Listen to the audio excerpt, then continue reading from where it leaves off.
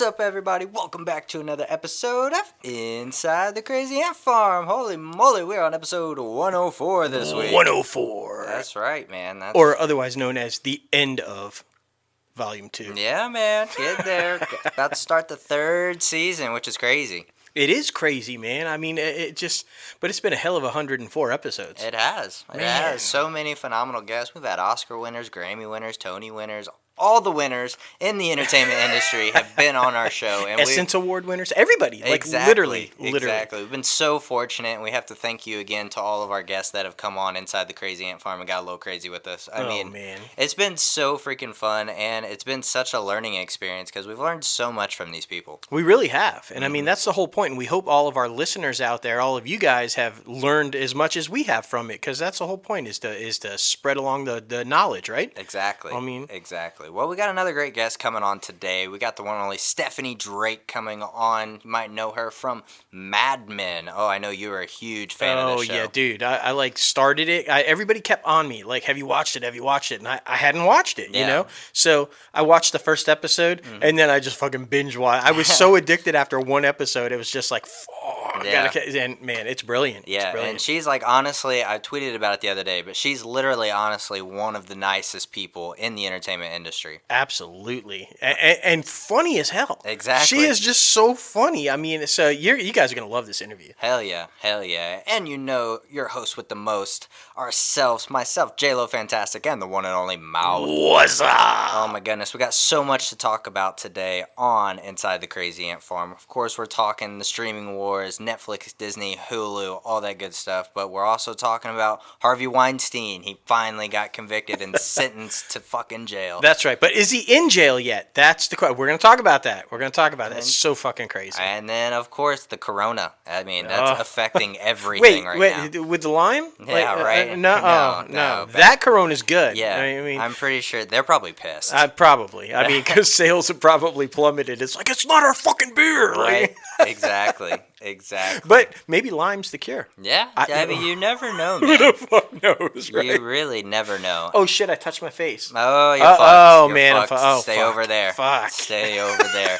But before we get this thing started, you know we got to plug our website and our merchandise, crazyantmedia.com. Head over there and head over to our merchandise website, and you can start rocking the latest and greatest Crazy Ant Media gear. We put some new designs up there, 5 new designs right now. You see my man right Look here. At this. He's wearing a great new Crazy Ant Media design. And myself, I got my quote, hell yeah. Hell yeah. Oh my goodness. These shirts are phenomenal. Great quality, great shipping prices. And there's also promotions like free shipping, 20% off shipping for certain days of the month. So we will let you know when those days are. But head over to our website and pick up your latest and greatest Crazy Ant Media gear. We're getting started with the biggest topic in the entertainment industry and in the world right now, the coronavirus. Yeah. Guys, why are we talking about this? Well, one, because everybody's talking about it. It's like fucking pandemic. Yeah. It's like The Walking Dead and shit. Yeah, it's crazy. But it's affecting the entertainment industry in a huge way, guys. And we're not talking good way. No. We're talking a bad way. Just to give you a little bit of an idea, entertainment stocks and media stocks took a huge hit this week because of the coronavirus. It's crazy. Disney dropped by 5.3%. Apple was down by 3.5%. ViacomCBS also down by 3.5%. Comcast fell 3%. Netflix fell almost 3.9%. And Cinemark, National Cinemedia, and AMC Entertainment, not AMC TV, AMC the theaters, guys, saw double-digit losses. The last two, National Cinemedia and AMC, $5 and $3 for the stock, dude. It took a massive dump. And that's not it. I mean, look, guys, they're talking about why did the theaters take such a massive drop? They're talking about closing theaters, like not having people go to the movies. Yeah. What the fuck? Yeah, they don't want that mass population of people everywhere. I mean, we saw the NBA has been suspended for the rest of the season, at least for now. There's no confirmation on when it will come back.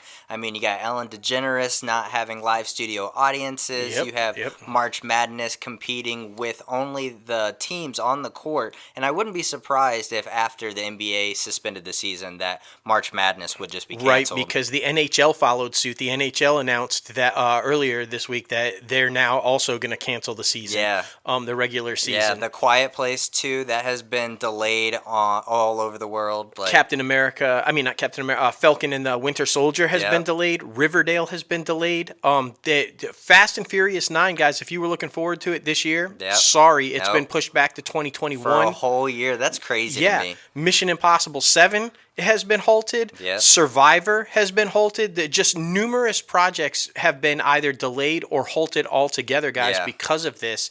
And if music, Coachella and Soundstage, both done, not happening. South by Southwest. I was shocked, y'all. If you guys don't know, South by Southwest, huge entertainment, film, music kind of festival type thing that takes place in Austin, Texas every year. The impact for that city and for the state is huge. By canceling, they are going to miss out on $350 million for tax revenue generated. Crazy. $200 million plus of that by people that just show up at Southwest every year. So that's a huge loss. Yeah. I mean, how do you even recoup that? Exactly. I mean, multiple film festivals delayed. You got multiple music festivals delayed as well. Like you said, Coachella. Like, it's just super crazy how much of an outbreak this really is. Yeah. The biggest film festival in the world, it might not happen, and they're going to be screwed financially as well because they didn't take out insurance to cover this type of a pandemic. So, guys, this could get, by the way, Tom Hanks and Rita Wilson have it. Yeah. They caught it in Australia. They're currently quarantined right now. They were filming the Elvis movie over there where he's playing Colonel Tom Parker. When Tom Hanks got it, shit got real. Yeah, shit got really real. But guys, I mean, shit, I'm just hitting everything. This is fucked up. I mean, can you imagine if theaters shut down? I know. And like all this kind of stuff? The only positive thing I can see about this, though, is when it starts to affect the fucking entertainment companies, Disney and all that, they don't like that shit, bro. They do not. And Hollywood is powerful. If they put their back behind it, they can get on this administration and the CDC and shit and get shit done.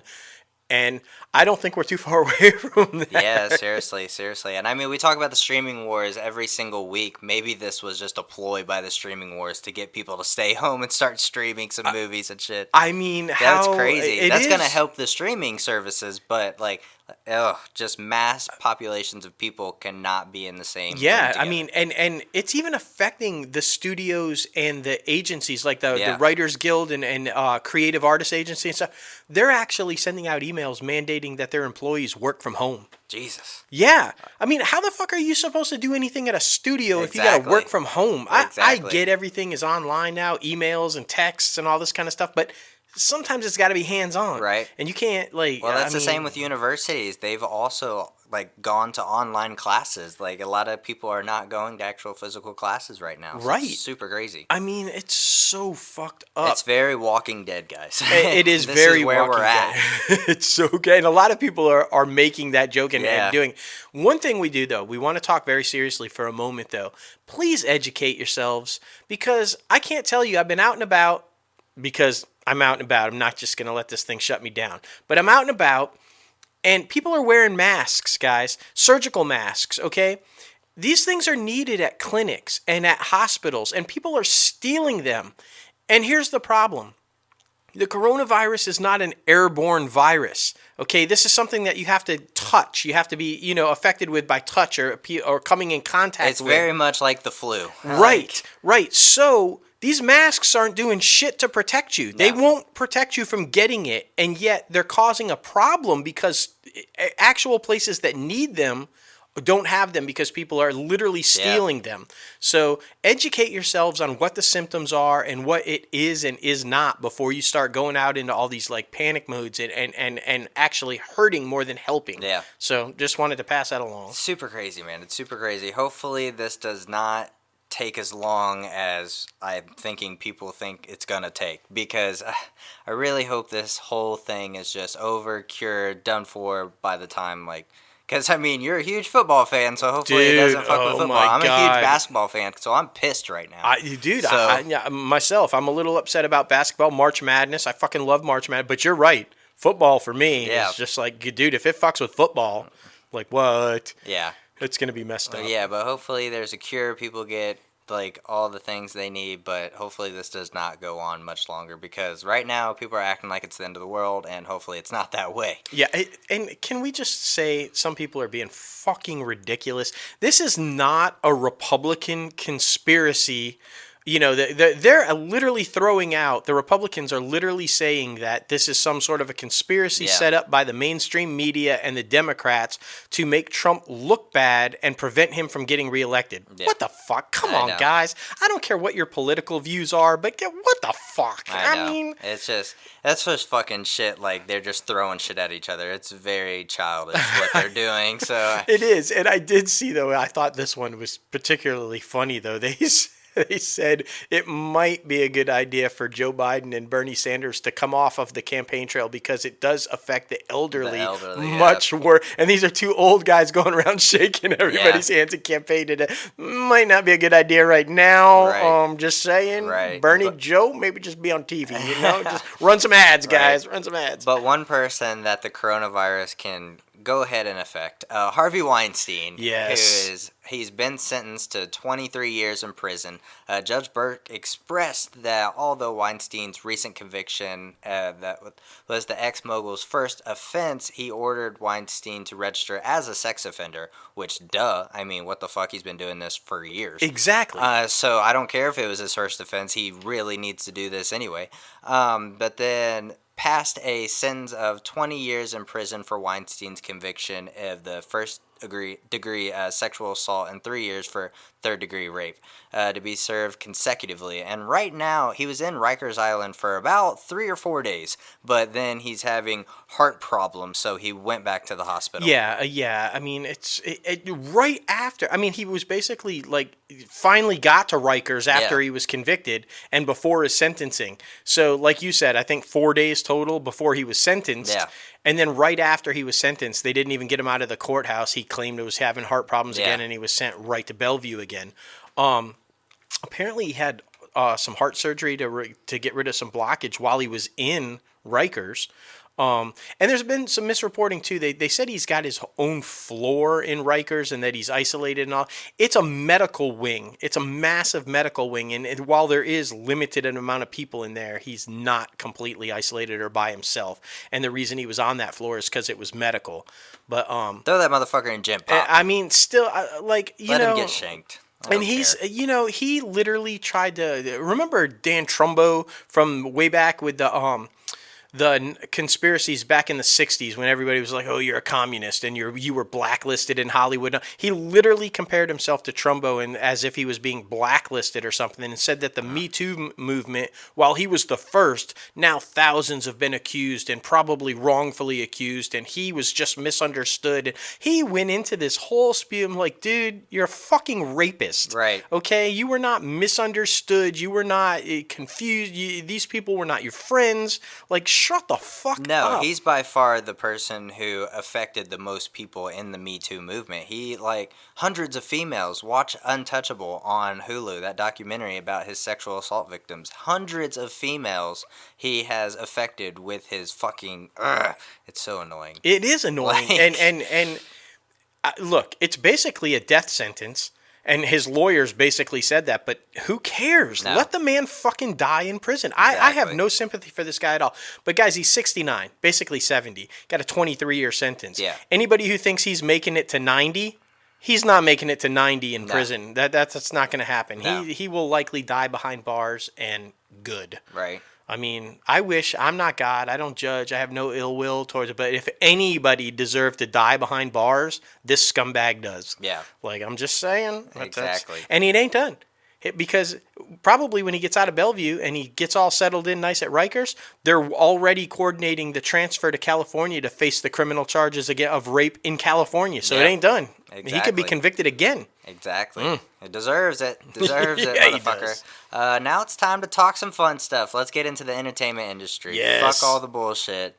Disney, mega huge. Disney. We're talking Disney. Disney Television Studios, overseen by Dana Walden and ran by Craig Hudgens, is now greater autonomy as it takes on a larger role in series development at Disney Plus. Yeah, we talked about this a little bit about on last week's show about Iger kind of overseeing creative control. Yeah. We talked a little bit about they were worried about subscribers with Disney Plus because Disney Plus couldn't quite. I guess, guys, I mean, basically, we're hearing from a lot of insiders and a lot of different people. They're having a hard time struggling with their identity. Yeah. What is Disney Plus supposed to be? A lot of original content wants to leave Disney Plus for Hulu because they want to produce more mature content for characters. Like, for example, the Hilary Duff, Lizzie McGuire series. Right. I mean, that's why that whole thing was halted for the moment. Right. So, I mean, it makes sense. They're trying to figure out what they want. And, I mean, I'm not going to lie. It would make much more sense for The Mandalorian to be on Hulu.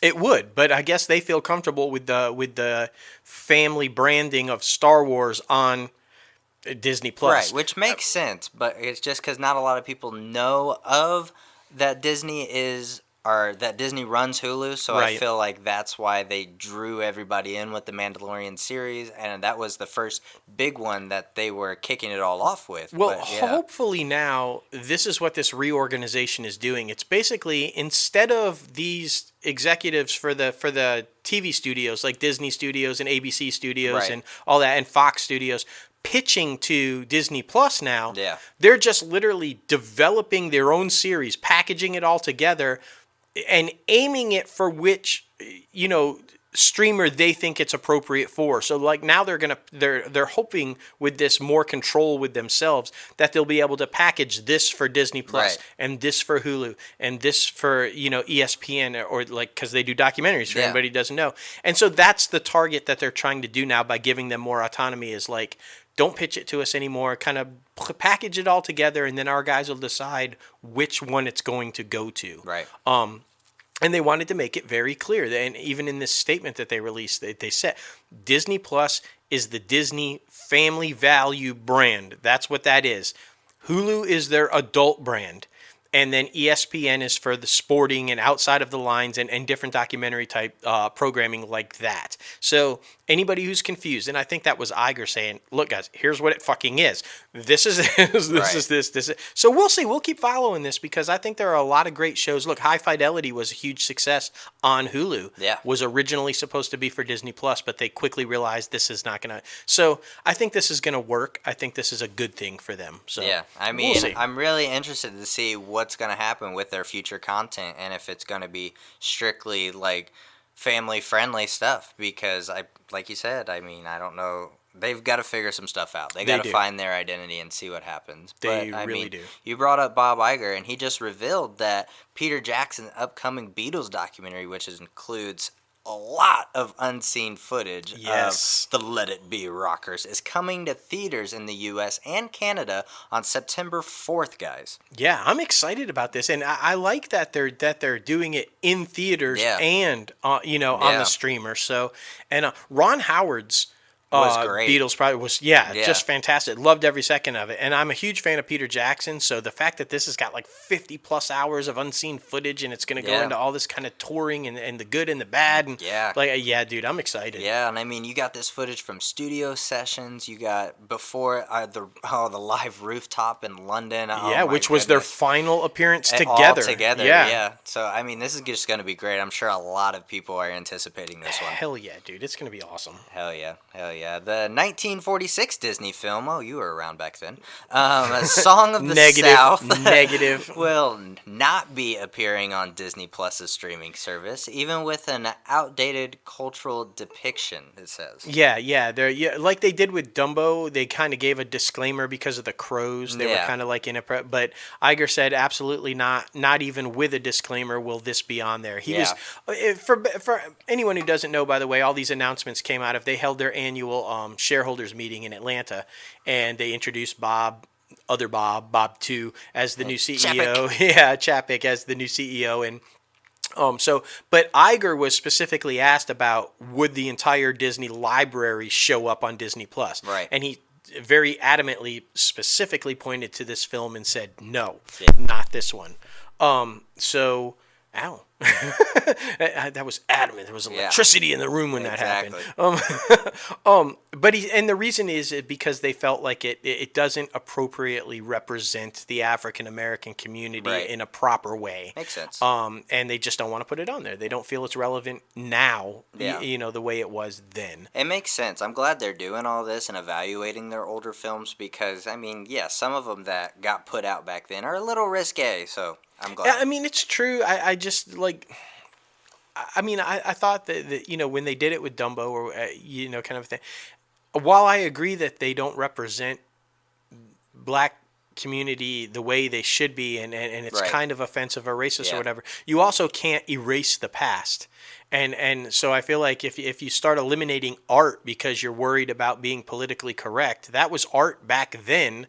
So maybe in some instances, maybe just the disclaimer is the right thing to do. Yeah. Now this film is, pretty hardcore racist. So I think this was the right move for this film. But we can't eliminate art altogether just because we fear, you can't erase the past. Exactly. You can't do that. It's part of who we are and where we're going and where we come from. So you got to be, careful with that, I think. Exactly. And on this next one, so freaking exciting because the Avengers, they are finally coming to Disneyland. Yes. This is what this is, right? Yes, and other Disney parks around the world. Yeah. However, we should put this out there. I'm just going to throw this out there. If you are east of the Mississippi River, meaning Disney World, you will not have Avengers Campus. Damn. This was, and you can blame Universal. The whole deal with Marvel Island, the Universal's Islands of Adventure and how they have Marvel Island and all. This whole thing contractually states that Disney World can't use any Marvel characters in their theme park while this deal is going on with Universal. And come on, as huge as Marvel is now, there's no way fucking Universal's redoing that contract. Right. So sorry, guys, and anybody who lives east of the Mississippi, Florida, and all that kind of stuff. Sorry. But everybody else, yes, this is going to be fucking epic. Right, Avengers Campus coming on July 18th. And I saw that the Web Slingers Spider-Man Adventure is actually going to be Tom Holland. He's going to voice it. Yeah, and this thing is so cool. Apparently, you can meet Iron Man in his new armor. Yeah. You can interact with Spider-Man. You can make a spider bot, your own spider bot. That's and cool. Doctor Strange is going to have some crazy thing that you can be a part of. And there's going to be an Ant-Man world where everything is gigantic and you're like the size of Ant-Man and all this kind of stuff. It's my understanding. You remember where MGM Studios used to be, or then they changed it to Disney, whatever, Hollywood Park or Hollywood Studios or whatever. They've renamed it like 4 times. But where the Tower of Terror was and all that, this is, I think they've just wiped all that out, and all of that is now Avengers Campus. Ah. That whole theme park is now Avengers Campus. Damn. So that's a lot. It makes sense because, Disney is kind of leading with Marvel. It's their number one thing right now. Absolutely. And then that's where their Star Wars shit is too. So dude, the idea of interacting with all the I love Marvel Island and Universal, and so I can't even imagine how epic this is going to be.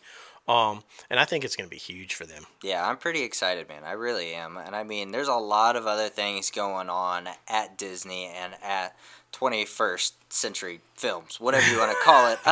The New Mutants director, Josh Boone, puts the end to all these rumors out there stating that over a year and a half that this movie got reshoots, and when in fact it did not. This movie had to go on hiatus because of the Disney-Fox merger. So, and once it was completed, the actors had already aged out of their role. Right. So they could not do any reshoots, so which means this is going to be that gritty thriller that we got in that teaser trailer. Right, and which is really, odd. Yeah. And then a couple of things.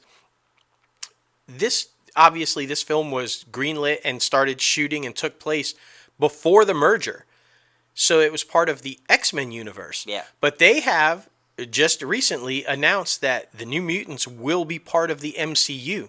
So forget the whole they're in the Fox, X-Men universe. They're in the MCU. Yeah. So this will be, I guess, officially the first Fox property that will be part of the MCU. Yeah. So, and then the other thing is Lockheed the Dragon is going to be in it. They announced that. Interesting. That's Kitty Pryde's pet and Kitty's not in the movie. What the fuck? So why is Lockheed there? Right. Like I was a little confused by that. Yeah. Like, but whatever. I'm not expecting much of this movie though. No. We should say that during that whole time, when the whole merger was going on and it was delayed and all that kind of stuff, the company went on to make The Stand. Yeah. Stephen King's The Stand. Exactly. Which Catherine McNamara, our friend and past guest, is going to be starring in. And so, they weren't sitting idly by just waiting. But yeah, exactly. It's going to be really interesting. It's crazy that he jumped on that project and then had to come back a year later to finish this. I mean, it's crazy how the entertainment industry works, man. It really is. I mean,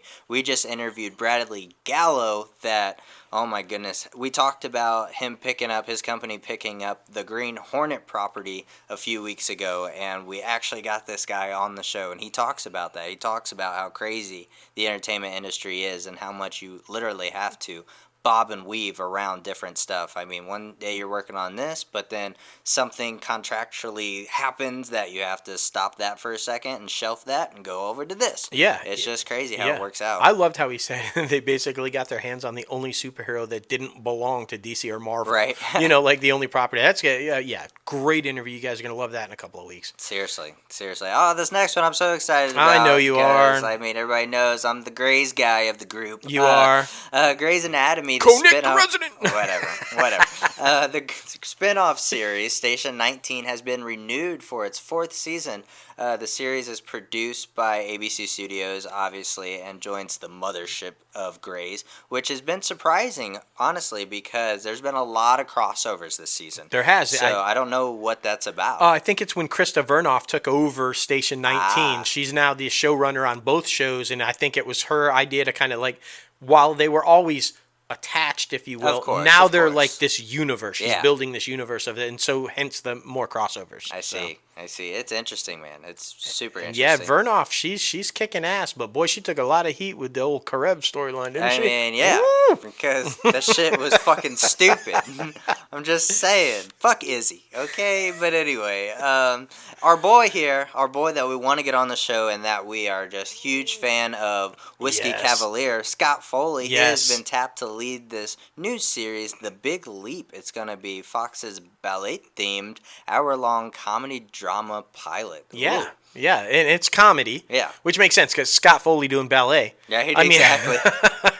Although I think he could probably pull it off brilliantly. Yeah. I mean, we love Scott Foley. It's going to be interesting, man. Yeah. It's basically going to be like a remake to Swan Lake. Yeah, and it's about basically this guy who's chasing his dreams, man. He thought it all passed him by, but he's back. Yeah, he's chasing his dreams, trying to make it happen. And so any story like that we love. Yeah, seriously. I mean, that's what it's all about. Hell yeah. I mean, and Scott Foley. I know. I mean, come on the show, Scott. Come on the show. Seriously, so much to talk to him about. I know. Man. Oh my gosh, come on the phone. Now it's time to go over to the other side of things, the other juggernaut that is kind of in Disney's shadow, I'm not going to lie.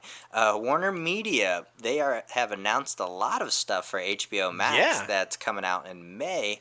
Uncle Jesse. Yeah, Uncle Jesse, developing Good Vibes Only, a dramedy from John Stamos, School of Rock developers and executive producers, Steve and Jim Armogodu. Yeah, sure. That's their last name right there. So, yeah, I mean, everybody loves Uncle Jesse. I mean, and for anybody who's a fan of Uncle Jesse, way back, he performs with the Beach Boys all the time. He goes on tour with them as the drummer. And so it only makes sense if you were going to do a series about the Beach Boys that John Stamos would be involved, right? So this is pretty exciting. I mean, there's been a couple of movies over the last 10 years or so. That have done Paul Dano. That I can't forget I forget the name of the movie off the top of my head, but it was brilliant about Brian Wilson and basically his breakdown.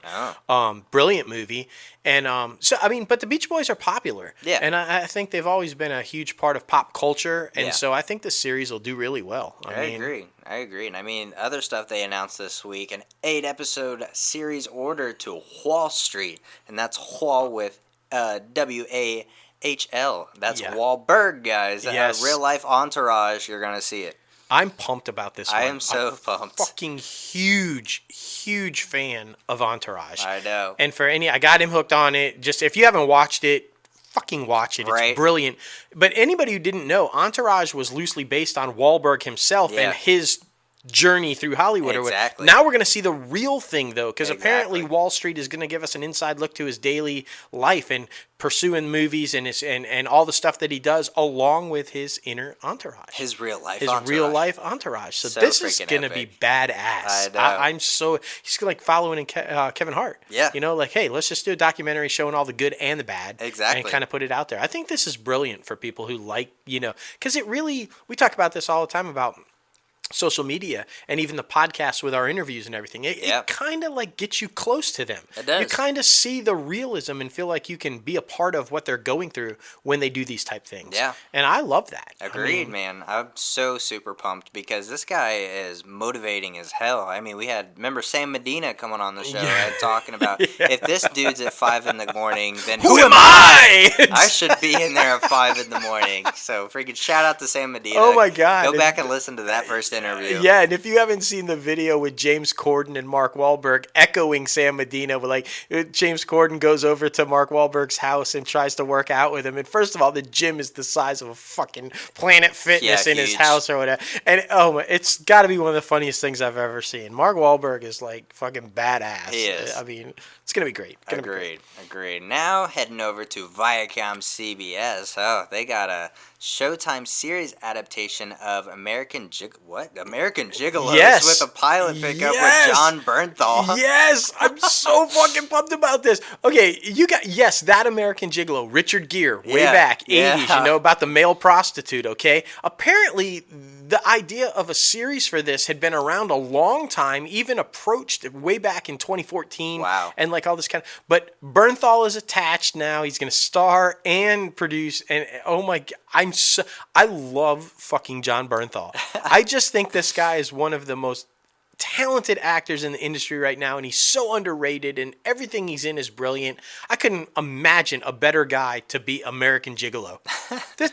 I mean, it basically. Oh my God. The premise is it's not Richard Gere's character, by the way. It's totally different. It's set in today's time or whatever, and it picks up after Bernthal's character had been arrested for murder, and he's getting out of prison. Oh, wow. So he's 18 years after he's been convicted of murder, and now he's trying to make his way in the world of the sex trade and prostitution in the modern day after getting out of prison for murder or whatever. I mean, but it's Bernthal. Yeah. I mean, this is going to be brilliant. I'm really interested to see what type of character he is going to come up with for this because, like, all I think of Bernthal, I think of freaking, like, Baby Driver's character in the beginning where he's just a huge asshole, or The Punisher where he's just super badass, but now he's going to be a male prostitute. I mean...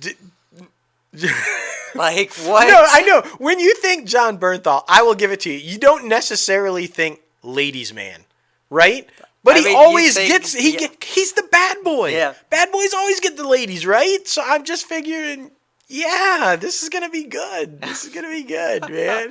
But do women pay for sex? I feel like women don't pay for sex. Hey, man, I'm sure there are male escort services as many as there are female. I would bet. Right. I don't know, but I guess we'll find out. Yeah, we'll find out. Bernthal, come on the show. Let's talk about it, dude. How do you do the research for this role? What was the research for this? Like, what the fuck? How do you research a gigolo? Like, I mean, I'm just saying. Oh, my God. And will we hear David Lee Roth? I'm just a gigolo, and everywhere I go. I mean, you never know. Never freaking know, man. I'm just excited, though. Oh, my God. Continuing with CBS, All Access is set to premiere a date for Stephen Colbert's executive produced cartoon series, Tuning Out the News. Yeah. Okay, all right. I'm super excited about this. It's basically going to be a daily show of news briefings as a cartoon. Yeah. I don't know if he's going to voice the main character, but it's going to be real news. It's going to be a cartoon take on real news. He's going to have guests from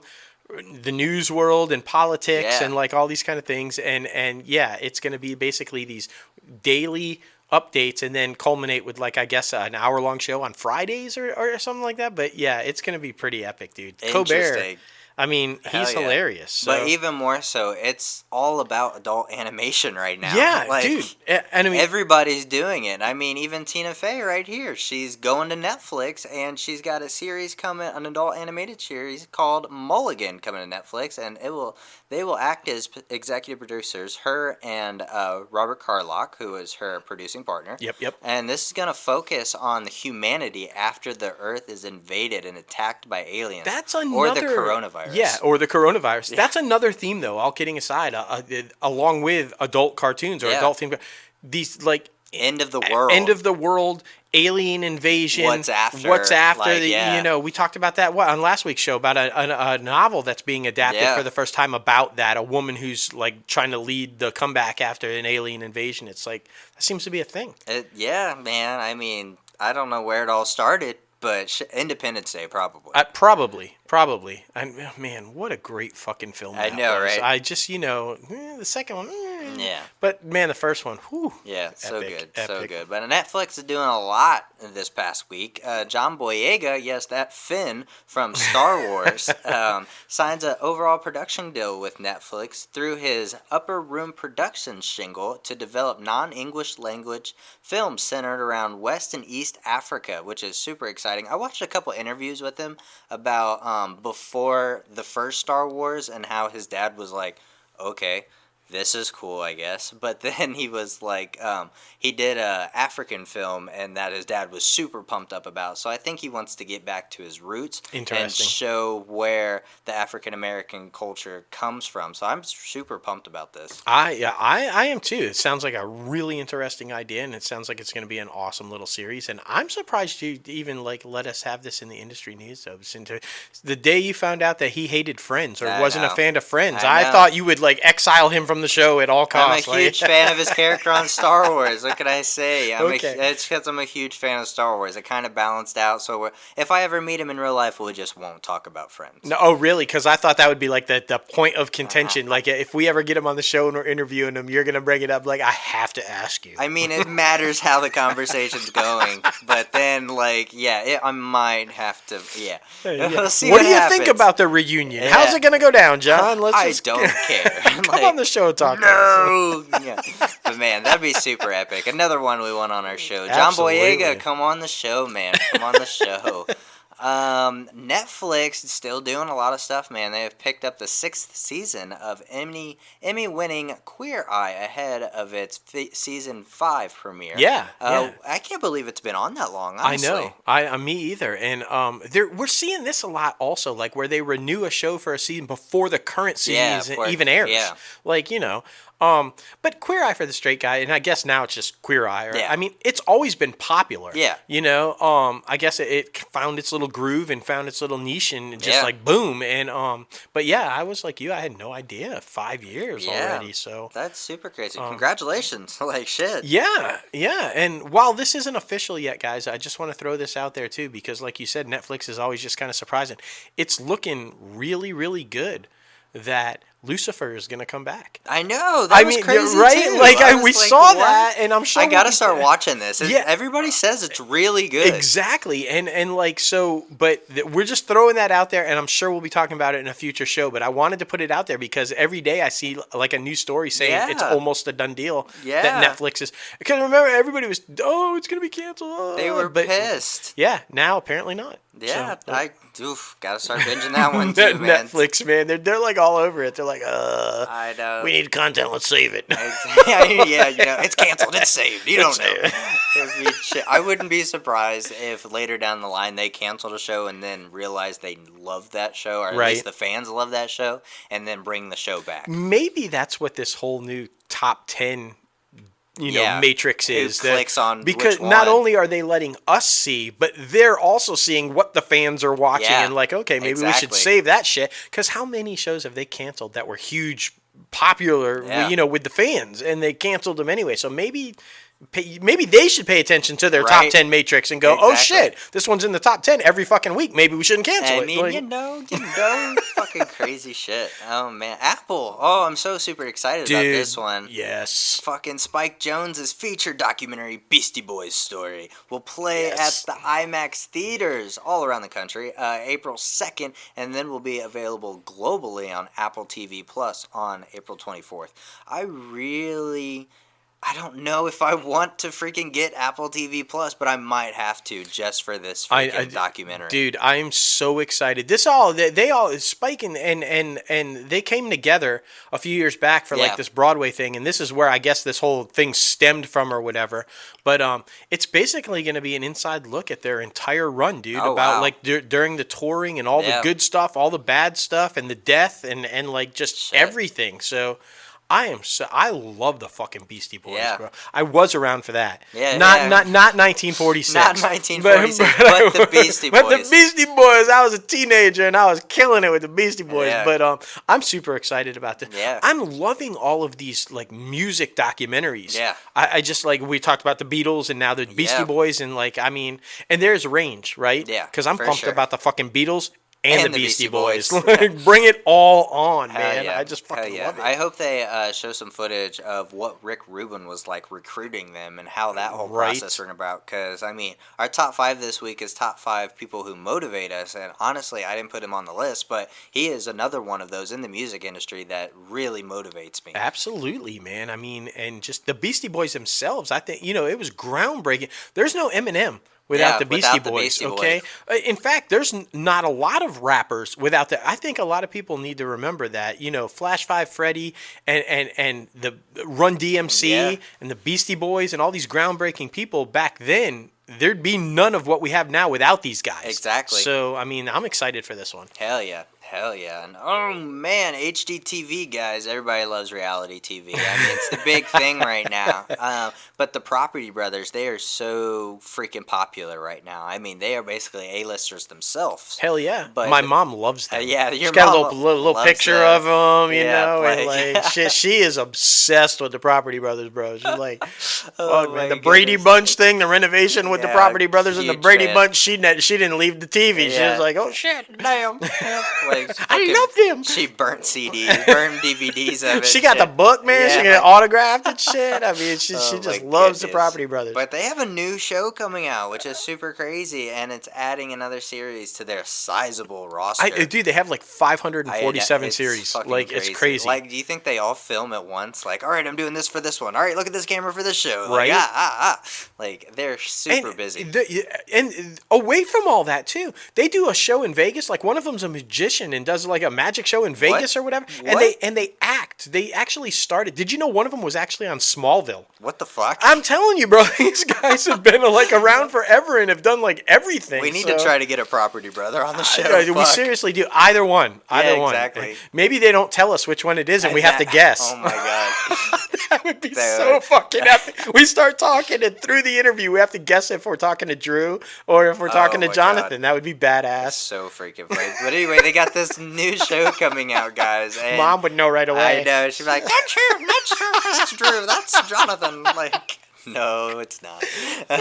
That's just an impersonator. Oh my gosh. But this show is going to include visits from like A-listers, Brad Pitt, Viola Davis, Melissa McCarthy. I mean, a whole bunch of A-list talent. Celebrity IOU, which premieres April 13th, partners the siblings with famous guests to work on special renovations for people in the said guests' lives. So this is going to be super interesting. Oh, so that's interesting. Like, Melissa McCarthy might do a house for her mom or for her sister. Shit like that. So, come on, Suki? Yeah, that's going to be, oh my gosh. If the Property Brothers are smart, I'm just throwing this out there, Drew and Jonathan, I'm just throwing this out there.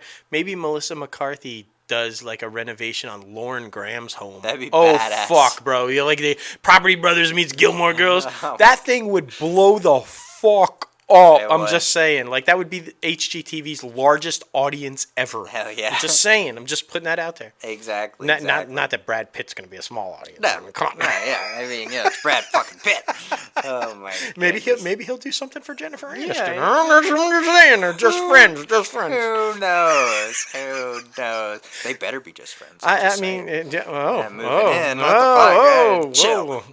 But anyway, guys, it is now time for our guest segment. We got the one and only Stephanie Drake coming on the show. Yes. Show is most notable from Mad Men, and she also did a little short film, Meredith, like Life After Mad Men. Yeah, it was absolutely brilliant. You guys need to find this and watch it. It's like, I can only imagine it's like every actor after a run on a hugely successful show, like, what the fuck now? Exactly. I mean, it's so funny, guys. She is so great. Exactly.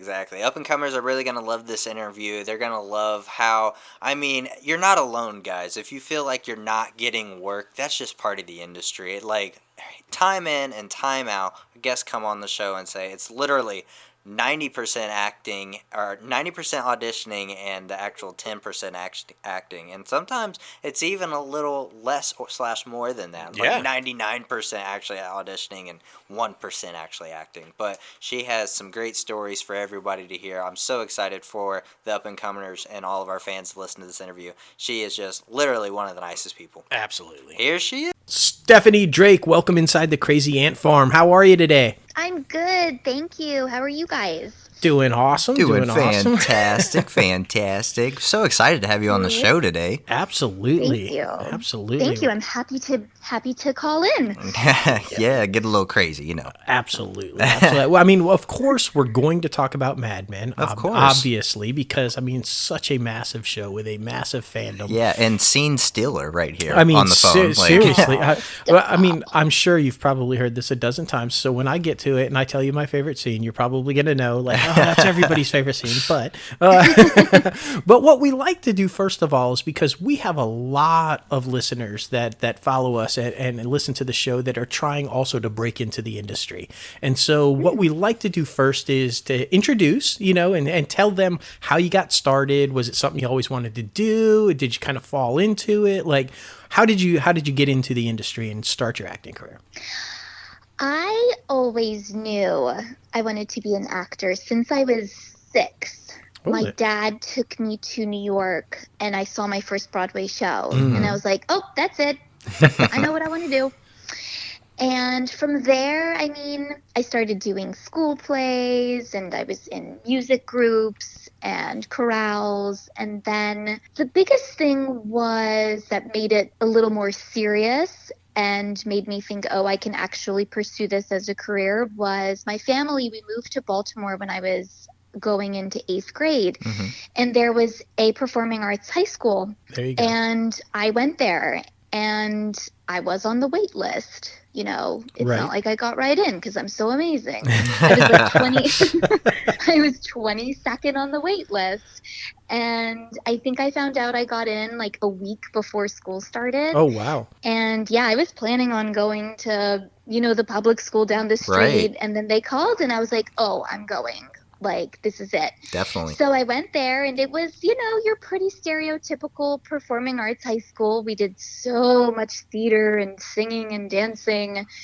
And it was wonderful. And that's really where I feel like I learned how to act. Oh, nice. And then from there, I knew I wasn't that good of a singer or dancer. So I knew like I could never be on Broadway. So I thought, oh, why not go to college in Los Angeles? If I want to, end up on film and television, that'll be a great way to get out there. Definitely. That's the place to be.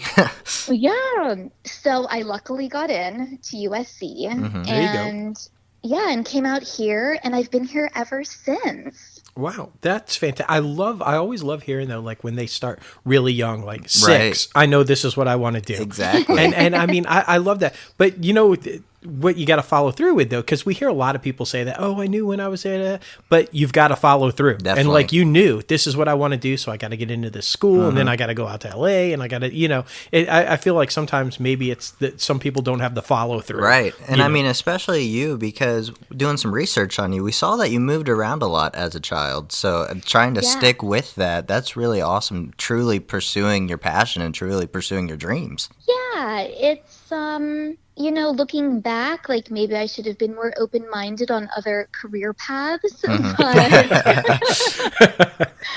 but realizing now how hard it is to, be in the creative arts. Right. But honestly, like still to this day, there is nothing else I'd rather do. Absolutely. I love that, though. Well, see, though, let's talk about this, because I watched it and I just thought it was hilarious. Your short film about what happens after Mad Men. Yeah. Just speaking of, the how hard it is, out there in Hollywood and everything. I just was dying when she's laid in bed and she's like, I've watched this over and over, and I'm doing this and I'm getting these fun. Just that was fantastic. Talk about that a little bit. Do you find now, though, like, because, we hear all the time from numerous people we've had on the show and from people we know personally and everything, it's 90% auditioning, 10% actually working. Mm-hmm. So do you find that creating your own content and shooting your own stuff like that, that's a good outlet for you when you're in between auditions or in between projects? Do you like to do that? And do you see yourself doing more of that? Yeah, I mean, for me, it's probably like 99% auditioning, 1% working. I mean, it is that tough to get a job. Definitely. Yeah. I've been very lucky that I've had as many jobs as I've had, and the Mad Men thing just turned into this 3-year gig, right? Which was great. But yeah, I'd say I put off creating my own content for years because I didn't think I could do it. It scared me. I didn't want to do it. I was like, no, I'm only an actor. And then finally I got to this point where I was sitting on my couch one day and I was like, I am bored out of my mind. Like, there are only so many exercise classes I can take. Right. And, I can only call on so many friends to have lunch with me. Like, I have to do something else. So that's when I came up with the idea for After Meredith. And that was really the first thing I've ever done where I wrote it, I produced it, I was in it, and I saw it from start to finish. And if you had asked me like a year after I finished, I'd probably say, no, I never want to do this ever again. It's just really hard. Yeah. It's so hard.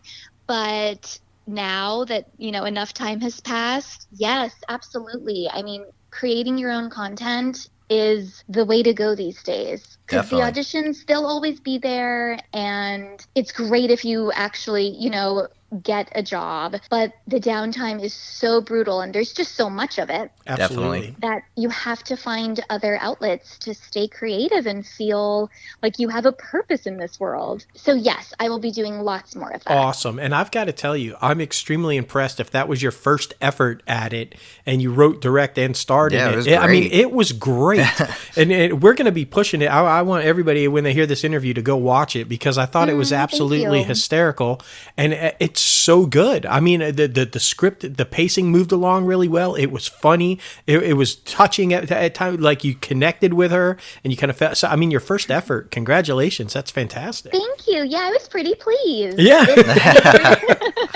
I'm surprised it turned out as good as it did too. I mean, there were so many times when I just wanted to throw in the towel. Right. And just be like, nope, I'm done. I'm not finishing this. Somehow I just, made it happen. Well, I mean, yeah, and like I said, we've so many times we ask, oh, you write, produce and direct, or you directed yourself in a project, or whatever, and they say, oh my gosh, I don't know that. So first time out, you direct yourself in something that you wrote is just absolutely incredible, phenomenal. I wish I could take credit for the directing. I did not direct it. Oh, okay. I had someone else direct it because I thought there was no way I could wear all the hats.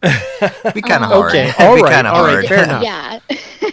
And thank goodness I didn't, because I was so stressed out. There's no way I could have directed it as well. Makes sense. So then my next question would be, do you want to direct a project now that without wearing the other hats? Right, exactly. Not the multitasking, that's right. Just the one. Because it was so well done and it was so well put together. Do you see yourself maybe in the future directing some stuff also? Yeah, I think so. I think I'll probably start out small, with like maybe some sketches, things like that, and then work my way up. But yes, I would probably just direct and let everyone else do everything else. Definitely. It's we just talked about that with one of our last guests about the pressures of with Kevin Weissman. We talked about it, the pressures of producers and what they have to go through to try to pull a project together and get the funding and do all the stuff that a lot of people don't realize how hard that job actually is. Exactly. And it's crazy. So it's so hard. Our last day of filming, I lost my voice. Oh my goodness. You can, if you go back and watch it again, there are some scenes where you can tell I am straining to get the words out. Like, I was so stressed out, and that last day came around and I woke up and I had no voice. Wow. Yeah. But gutted through. Gutted through like a true pro. Obviously, you held it together. I don't know how I did it. Yeah. It was brutal. And then I spent our lunchtime in the bathroom crying because oh my goodness, like there's so much pressure to make it happen, and when it's your baby, you feel it even more. Right. Like it was all up to me, and then post-production was a whole other story. Oh, I mean, as an actor, we're not involved in that. Right. Ever. So that was a huge learning curve for me. Right. And it's amazing how it all, like what you first write on the page though, and then what goes through the process, and then you get into the post-production phase of it and everything. It's amazing how it transforms from one to another, right? Like, yeah, it's just, I'm so happy I did it. People have been telling me to make something for myself for so long, and I really am happy that I did it. I can say I did it. It turned out nice. And now it's time to move on and do the next thing. Absolutely. Definitely. And I mean... And hopefully won't be as hard. Right. No, you got that one under the belt. Yeah, nothing's ever like your first one, especially putting on all those hats and all that responsibility. Let's jump in, though. I want to talk about Mad Men, because that was huge. And I can only imagine, what was it like in that atmosphere to work every day on that set? Because I just feel like that had to be a massive set, and just... the crew and it seemed like everybody was so tight knit on that set, and that everybody was kind of a family basically. And I mean, the storylines could get pretty intense. So I've always wondered, like, what's it like to be on that set? Oh, it was wonderful. When I came on season 5, everyone had been together for so long. It really did feel like a family, and everyone knew exactly what was going on. It was run like a well-oiled machine. Right. If I went to the bathroom, someone knew I had gone to the bathroom. If I was in my trailer, they knew I was in my trailer. Like, there would be times when I'd be sitting in my trailer for hours waiting for my scene, and I'd always think that they just forgot that I was in there. But no, I mean, they knew where I was at all times. But it was great. Everyone on the show was nice and happy to be there and thankful and grateful. And once they yelled, action, it was on. And then as soon as they yelled cut, it was fun. I mean, everyone got along, and at least from what I saw. Right. And it was a wonderful way. I mean, for me, that was my first television job. I'd only done commercials before that. So I was basically learning how to be on a TV show from the best of the best. Wow. Yeah, seriously. Wow. That's all. Did you have any leeway with the character? Because I always felt like everybody on that show kind of, at certain points, you could identify with maybe a little bit of the actual actor in the character. Did you have a little leeway? Were you able to play around a little bit with your character? I don't remember playing around a whole lot. The writing was just so good. It made it so easy to be her. And it came very natural to me. I'm not quite sure what that says about me, but but I felt like Meredith was, I'd like to think I'm a little smarter. Well, she was smart, but yeah, it all came together super natural. And from my first episode to where she ended up, we learned so much about her. Exactly. And I was learning as we were going along too, like it's not like in my first episode, they told me that I was an army brat or, that I was going to end up being his secretary. Like no one knew that yet. Right, right. So we were all just kind of going on the journey together, and it was wonderful. Absolutely. Well, that's awesome too. That it kind of paralleled your own journey as your first show, and you kind of that's fantastic. And my favorite scene is like definitely when you're with. It's not the airplane scene. I know that everybody says when you get the airplane tossed at you, but like my favorite scene is kind of like when you're finally with Don and Meredith kind of goes for it, and that's my favorite because it just screams everything about like. Well, do I do this? Do I not do this? This is what's expected, or isn't it expected? And you could just feel it. That whole scene just had me dying, and I just loved it. I thought it was fantastic. But I really do. I'm glad you brought that up though, because the journey, and like you said, she was smart. I always felt like Meredith. She's supposed to be this like ditzy blonde character, and she's kind of just working her way through. But you could always kind of tell, hey, wait a minute, I'm more than this. I have some stuff to offer here. And so that where she ends up in her journey, you could kind of tell. I thought the writing was brilliant with the way they brought her along in that. Yeah, she definitely had her blonde moment. Sure.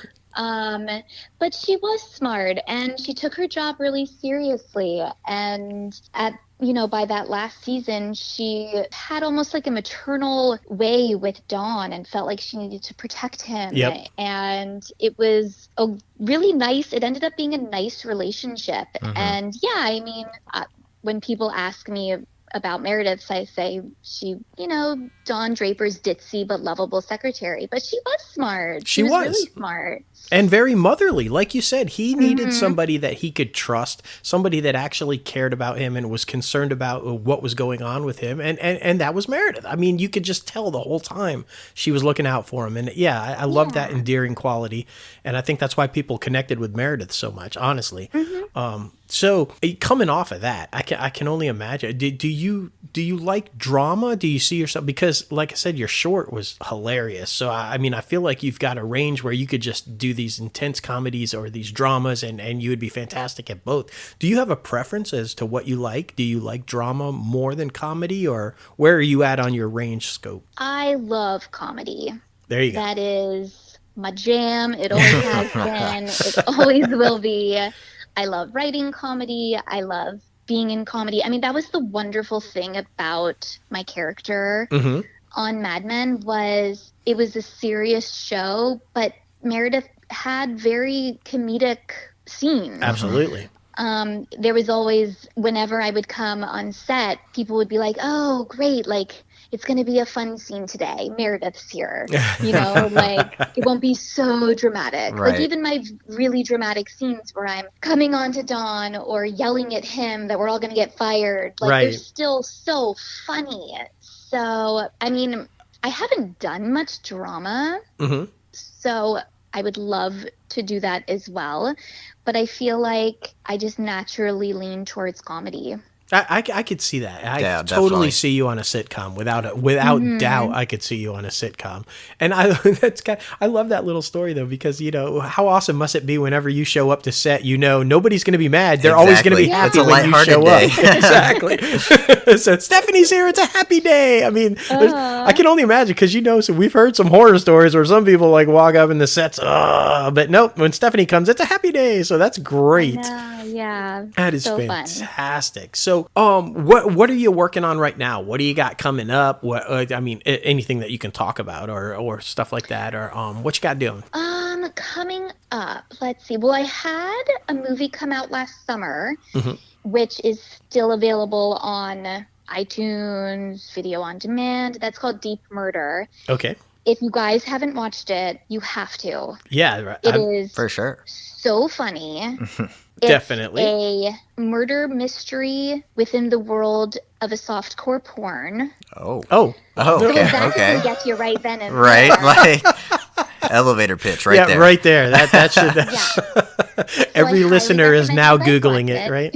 Yeah, it's really funny. It has some amazing people in it, and we shot it in 15 days for not a lot of money, and it turned out amazing. So definitely catch that. Definite. And I'm actually doing a ton of writing right now. So I don't know what will actually be next for me, but I'm working on a feature with a girlfriend of mine, and I'm working on a bunch of short form comedy stuff. So and of course still auditioning for everything I can. Absolutely. So yeah, I'm in one of those moments where I don't know what's next, but I'm really excited about it. Well, that's good, though. Yeah, see, I love that. The attitude. I think attitude is everything, and you just seem to have a really positive outlook on everything that you do. Definitely. And on the industry itself, but keep that realism, which I think that everybody needs to understand that, look, this is really hard, but if you keep a positive attitude and you're passionate about it, you can do it. And but you got to stick with it, and I just really love your attitude. Definitely. Thank you. Yeah, I mean, I'd say last year I was not so positive about things, but this year I've switched the attitude, and it really does make all the difference. Absolutely. Well, so what we like to do also is, and in this vein, talk about this. What advice would you have for people that are trying to get into it, and what pitfalls would you maybe kind of say, look out for this, or try to avoid, on the journey? What would you pass along? I mean, the biggest thing for me has been just surrounding myself with other positive friends and family, and my husband is amazing and supportive. And over the last couple of years, just connecting with people who also want to be creative. There you go. And make things and write things, and you'd be surprised who will reach out and want to do something with you. And if no one does, then do it yourself. That's a big thing. And then honestly, like what changed things for me in the very beginning, we're talking like 10 years ago, was getting into a great acting class.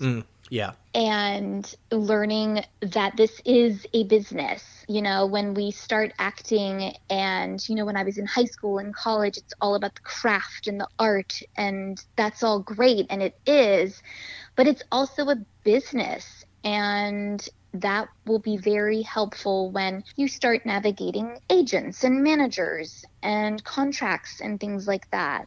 Like, Absolutely. It's not always about the art, unfortunately. Yeah, but and that's a big part of it. Great advice, though, because I don't think a lot of people realize that going out there. You're right. They think it's all about what I do. It's all about the acting. It's all about the fun side of it. But you do. I mean, it is a business, and it can get pretty ugly sometimes. So, I mean, I'm glad we have somebody say that. Exactly, and especially something that is kind of parallel with the arts, but not technically the arts. Social media. What do you think about social media right now? Because it can either make or break you in some instances. We've had some guests come on the show who've literally said that when they go in for an audition, they've been asked how many followers do they have on Instagram and stuff like that. So how has social media played a part in your career? Well, no one's ever asked me that in an audition.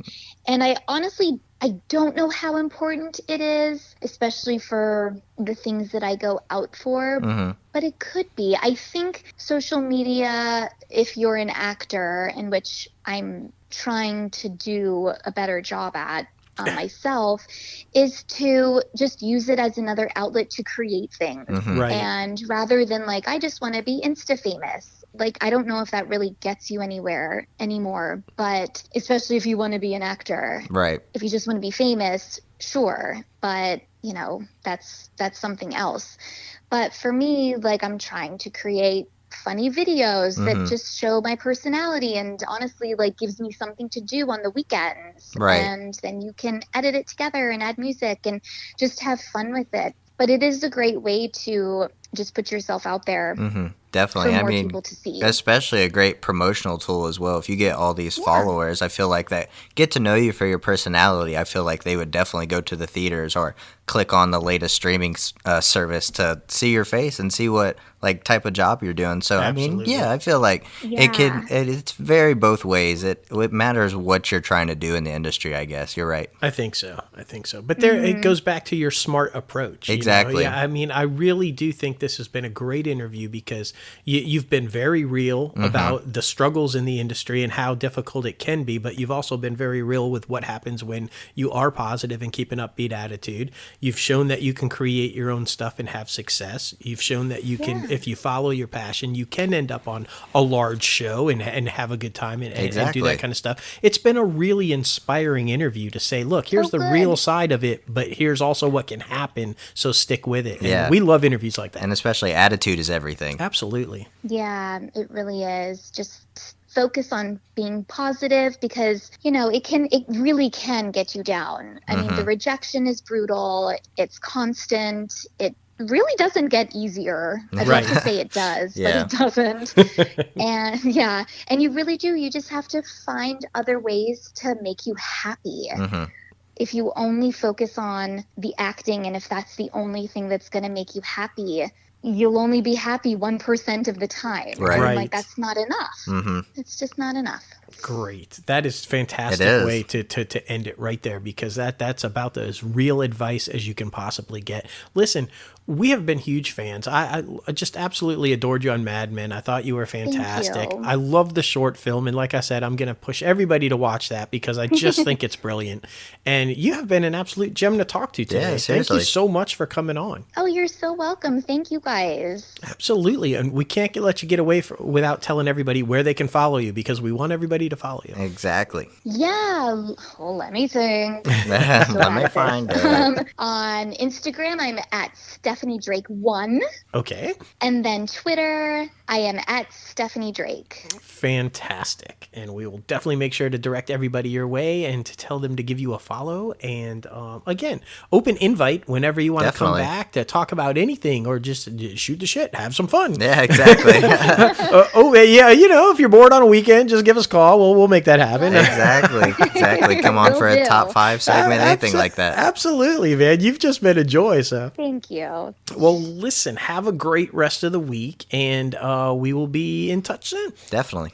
Great. Thank you guys so much. All right. Thank you. Okay. Bye. Bye. Well, just a really positive influence on those up-and-comers. I mean, this is just another up-and-comer trying to get some traction, keep going. I mean, she had the one big show, but then now creating her own content. I love that. Absolutely. And you got to do it. Yeah, exactly. And I just, again, we seem to always have some guests that my favorite part is the realism. Yeah, definitely. I just like how she said, hey, look, I was on this big show. It was my first one. And then I wasn't so positive. Yeah, it gets hard. It got hard and I was a little shitty. I mean, but I love the realism like that. Yeah, exactly. If you can't face that when you're out there, you're in big trouble. Yeah. So, it's just great. Agreed. Thank you again, Stephanie Drake, for coming on the show. All right, now it is time for the top 5 segment. And this week, teased it a little earlier in the show, it is top 5 people who motivate and or inspire you. Oh my goodness. This is a good one, bro. This was a good one to pick, man. Exactly. So many different people throughout so many different industries. Real life, entertainment industry, sporting events, anything. Yeah, dude. I mean, and wherever you get your inspiration or motivation from. I mean, that I think that's like whatever works for you, right? Exactly. I mean, some people are going to be surprised by my number 5, but I was surprised by your, and I know you're a huge fan, so I was still surprised. Exactly. But, Number 5, I got Betty White, Golden Girl herself. Oh, Betty White. I love her just because her attitude. She's so successful, but also so humble to the entertainment industry. I just watched her documentary on Netflix, that Betty White TV icon or whatever. Right. So freaking brilliant. You saw her come up through like Game Show Network doing she was a game show host at some point in time. I didn't even know that. Well, and was married to a game show host for the longest time. I mean, until he passed. Yeah. And it was super inspiring, and it's awesome how she literally hand writes each one of her fan mails back. Like, how awesome is that? I know, such a nice human being. Like, Betty White, you truly inspire me, and you are someone whose attitude I want to inspire to be like. Right, and well, remember the kind words that Ed Asner had when we interviewed him about Betty, and what a gem he thought she was, and like, so, you know, good choice, man. Good choice. Surprising, but good choice. Yeah, right. My number 5, not surprising. Yeah. I don't think for anybody. My number 5 was Bob Iger. Yes. This guy, just after reading his book, I got to tell you, I've always been a fan, obviously, with the way what he's done and everything with Disney, but right.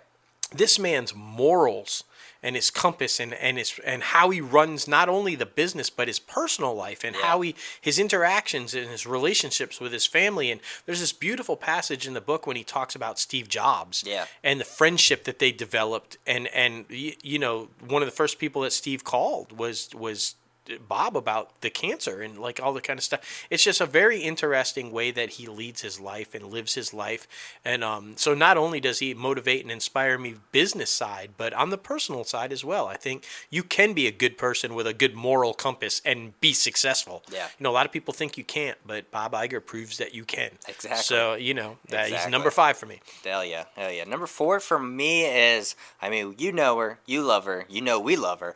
Oprah. Winfrey. Oh my goodness. My mother read multiple of her books, and honestly, she just feels like my grandmother. Like, I feel like I have a connection to Oprah that no one else has. I'm just saying, but maybe Gail. And maybe Gail, but not me. Not like me. I mean, like, just where she came from and how she got started and where she is now. That is truly so inspiring of what I want to do. I want to be literally on top of the world, and that's where she is right now. So I'm going to join you one day, Oprah. You can count on it. Okay, very similar, though, to my number 4, reasoning-wise. Yeah. My number 4 is RDJ. Yeah. Robert Downey Jr. And there's a reason why he motivates or inspires me so much, and it's because I think he is the epitome of somebody who can show you that no matter how bad your life gets, no matter how far down you hit rock bottom, you can recover. Definitely. You can be okay. You can get back to the life that you want to live and even more successful than you ever were before. He is the epitome of a turnaround and a success story. I mean, you're talking about a guy who broke into a house and was sleeping in a little girl's bed. Agreed. And, you know, not so long ago. Yeah. And now look at him, like you said, much like Oprah, on top of the world and just ruling it all. And is just, if ever there was an inspiring story about no matter where you are in life, it is okay. You're going to be okay. Yeah. You can turn it all around. So exactly. RDJ, man, something to definitely emulate and look at and go, you can do this. Yeah. Agreed. You can do this. Agreed. Number 3 for me is the Mamba himself, Kobe Bryant. Still so hard to even think about. Just because this man was so super inspiring. If he had one goal in life, it was to be like one of the best basketball players at all time. His work ethic to hone his craft is just so freaking inspiring. Just what he was able to bring to the game and to life. He was an amazing father, and just to bring that passion and that joy and teaching that knowledge to his kids is just so inspiring. He is someone who I aspire to be as like a filmmaker, inspiring, never stop learning, always keep going, you're not the best yet, like always thinking in that mindset, but also a father, always wanted to keep them first because it's about them. It's always going to be about the people who come after you. Absolutely. So that is truly something that I aspire to be. Good choice. Good choice. All right. My next one, number 3 for me, no secret, Autumn Reeser. Yes. I've talked about this in the past. Just an extremely inspiring individual. Her upbeat, positive attitude about everything in life. If you follow her on social media and you're having a bad day, you are bound to be lifted up by something that she posts. Yeah. She's just real, and she says, I guess why people relate to her so well and why I did the way I did is because she just, you know what, I'm having a really bad fucking day, so I'm going to post something really positive because you might be having a bad day too. Those are the kind of people I aspire to be around and have in my life, are people that like want to say, I might be having a shitty day, but if I can make you feel better, I'm going to do it. Right. I mean, to me, that's in business, in life, in just family, in anything. If you can make somebody smile or do something to make somebody's life a little bit better, you should do that. Agreed. And she's that person. She's that type of person that no matter what, that's what she does. And, she doesn't try to hide she has bad days or shitty times, but she just tries to always look at the best in life and the best outlook and positivity. And, she screams positive vibes. So, number 3 for me. Exactly.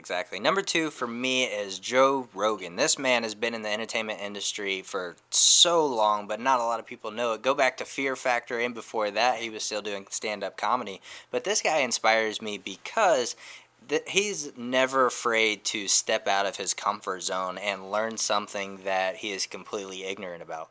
Like, I always feel like he's just a step ahead of everyone else in life, just because he puts forth the effort with his mind, body, and soul, anything and everything that has to do with land, civilization, and where we're at as human people. Like, he learns about it, and then I feel like is just a step ahead, like I said. But he's honestly so inspiring as a podcaster, as a man, and just hopefully one day get to meet him and have him on the show as well, because he is one of the best podcasters out right now. So, Joe Rogan, come on the show. That would be epic. Yeah. That would be epic. My number 2 is also a Joe. Yeah. Joe Bergman. Yeah. My little bro. He passed away, 20-something years ago. I can't believe that already. But he probably was the single most inspiring individual I've ever had in my life, honestly. Even though little brother, he, from the moment he was born, inspired me to live a better life, and he always went that way. He was always positive. Whenever he was confronted with a challenge, he overcame the challenge and said, I will not accept no. I will not accept that I can't do this. And his positive outlook on life and his always upbeat attitude to take on any challenge that was given to him inspired me in so many ways. And to this day, I still aspire to try to live up to that. He had this expectation of that I could do that too, because there was a time when I didn't think that I could. And he was always like, you can, you can, you can. And so every day now, I still aspire to live up to what he thought I could do and try to be at least half the man he was. He died at 19, but he lived more, I think, in those 19 years than most people live their whole lives. So it's hard not to be inspired by him. So, number 2. Definitely. Number 1 for me is Tom Holland, honestly, just because someone who is so close to my age right now and so successful. I mean, basically, getting Spider-Man back into the MCU, working out that whole deal, and being so close with Bob Iger and all the executives over at Disney and Sony, just trying to mend things between them, and also basically coming up with the idea of Spider-Man 3. So, I mean, this dude is honestly on the ride of a lifetime right now, and he is somebody I also inspire to be at the age that I am right now. So, they always say do not try to compare yourself to people around your age or people in the same entertainment business, but it's so hard. It is really hard. But I mean, I'm still inspired and look up to someone who is my age or someone who is younger than me. So I mean, there's no reason not to do that, especially when you see their attitude and their goals and their aspirations of what they want to do in their life. So yeah, Tom Holland, number 1. Really inspiring. Yeah, absolutely, and I like that. I like that you say that, because you do hear that a lot. Don't compare yourself to. And while you're not necessarily comparing your path, comparing the success that he's had at the age that he's had and the things he's done, I don't think there's anything wrong with that.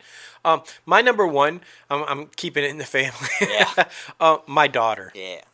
I mean, Emily, Lil Cam, you guys know her, you love her, but it's hard for her not to be my number 1 source of motivation. I think any parent out there will tell you once you have a child, it becomes all about your child, and you are motivated from that point on to do everything to make sure your child has everything they need, but also to better yourself so that you can be the best possible parent or person in your child's life. And so every day she motivates me to get off my ass and keep doing what I'm doing, and she'll let me know. Yeah. I promise you, she'll let me know. Y'all know Lil Cam. You don't see her, but you can hear her. Yeah. Feisty Cam is there.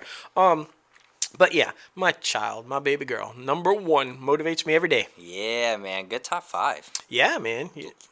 I love these categories. I know. They get so good. And people learn, I think, so much about us. About us personally, in these categories and everything. So, it's pretty good. It's good. Got a new book, by the way. Yeah. Just always thinking about that book club thing, right. Yeah, Ted Turner, bro. Yeah. Keeping that with the biography. Yeah. I am Ted. There you go. I'm excited. I mean, I know you. Have you finished your Kevin Smith book yet? I have. Yeah. So you got to get a new one. You got to jump on it, man. Yeah, I know. Oh man. But now it is time for the box office recap. Oh my goodness, being off last week, didn't get to make any predictions, but Invisible Man was number 1 last week, so I got that right. That's all I remember. I didn't see it. Okay. But that was a dad joke. See, that's where Feisty Cam would have come in and said, "That's such a fucking dad joke." Yeah, right. Like, I mean, but it was. It's okay. Apparently, it was pretty good though. That's what I hear. Yeah, so gonna have to go out and see that one. Number 1 last week was Onward with 39.1 million. That one looks pretty good. Good family film. It looks. Tom Holland. Yeah, exactly, man. There you go, man. Right there. Number 2 was The Invisible Man with 15.1 million. There you go. Number 3 was The Way Back with 8.2 million. And we saw that one. We did. Yeah. Yeah. I mean, wanted more out of it. Did there but it was very realistic. Yeah, there were some plot points where you were like, I need more. I need to know I need resolution here. Yeah. But overall, the film was like really great and might be Ben Affleck's best performance. Yeah. I mean, granted, it's probably because it came from such a real space for him, real place. But yeah, I think worth going to see. Yeah, it's one of those small movies where if you overlook it, you wouldn't be surprised. But you should try to go find this if you can and see it. It's good. Agreed. And number 4 is Sonic the Hedgehog, still sticking around with around 7.7 million. And number 5 is The Call of the Wind with 6.8 million. A lot of family films. A lot of family-friendly films. Makes sense, man. I mean, Disney, rock and rolling, doing what they can. I believe Onward is a Disney film. So. And not only Tom Holland, but Chris Pratt. No, shit. It's filled with Marvel boys. Shit, I mean, yeah. So you knew it would be successful. It's gonna be successful. Exactly. Oh my goodness. But new movies that are coming out this week, you got I Still Believe. That's that KJ Apa one, that religious-based one. That's right. And little secret here. Lil Cam is in it. She's in it. She's in this film, guys. She's at the music fest that the character is performing at. So if you look real hard, you still probably won't see her, but she's there. She's there. I told her she should go on IMDb and put herself in. Uncredited. Exactly. I mean, come on now. Everybody else does. Fuck it. Exactly. Yes, Lil Cam has an IMDb page. You can find her. You should go do it. Hell yeah. Also coming out, Bloodshot, Vin Diesel's Bloodshot. Yeah. I'm not interested. No. I'm just gonna be honest. No. I'm not interested. I don't know what the fuck this film's about. No. I just, I like Vin Diesel, but just stick with Groot.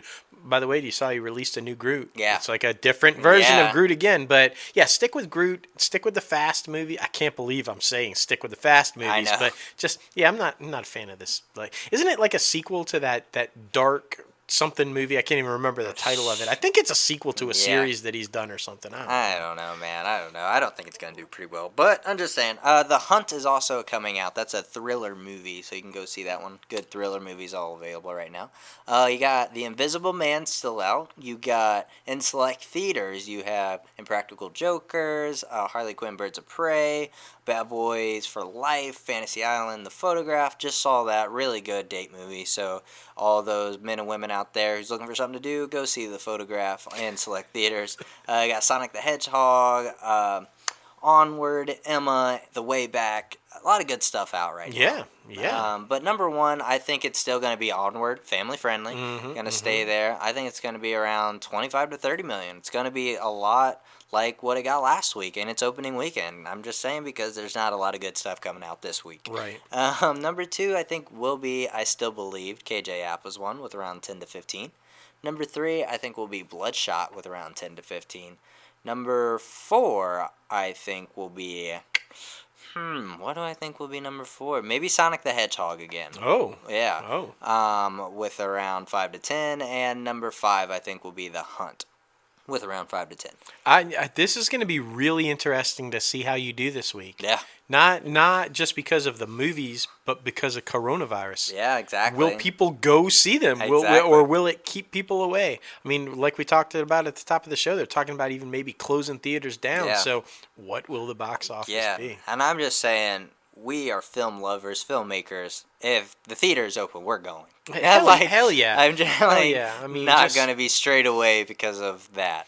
No, I will spray that shit down Exactly. I'll bring a whole fucking towel that I'll throw away at the end and sit on that bitch. Exactly. But we are going to the movies and go with Regal Unlimited. Right, Regal Unlimited. If nobody else is going to go, use your Regal Unlimited and see fucking 5 movies that day. Just go see them, man. It's the new and improved Movie Pass. That's right. So it's so much better. I'm just saying. That's how you defeat coronavirus. Exactly. Regal Unlimited. Regal Unlimited.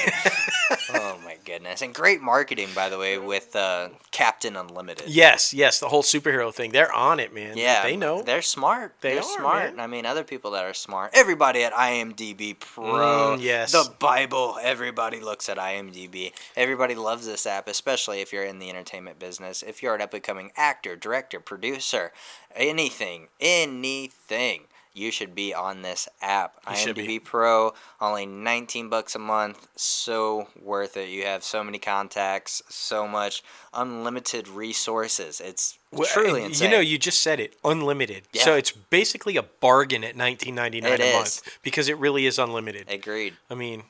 The top trending movie this week is The Invisible Man. A lot of talk going around about it. So, go out and see that Elizabeth Moss, Mad Men. Yeah, exactly. Right. Just saying. Yeah. West Wing. Yeah. Huge. But is she the one Handmaid's Tale? Yeah. Yep. Yeah, she's had a few hits. Yeah, just a little bit. Top trending TV show is Altered Carbon, which is on Netflix. That's that one with Falcon there. Yes. Yeah. Apparently it's pretty good. I haven't watched it yet, but there's so many fucking series out right now. I know. It's so hard to keep up with all of this stuff. Yeah. One I want you to watch though, and I want you guys to watch. Just because we're on video now again. That's right. Exactly. I want you guys to watch. For Life, man. I keep telling you, 50 Cent's one. Yeah. Joy Bryant. Yeah. Oh my God, this past week's episode was all focused on Joy Bryant's side of it all. Yeah. And kind of it's so good to see her back on TV. She's so brilliant. But this show is fantastic, bro. I'm telling you, you and Lil Kim would eat it up. Yeah. It's really good. It's only 4 episodes in, man. Yeah. Jump on that shit. Oh, shit. There's so much different stuff. You got Zoe's Extraordinary Playlist. Oh, my I'm watching gosh. Hunters.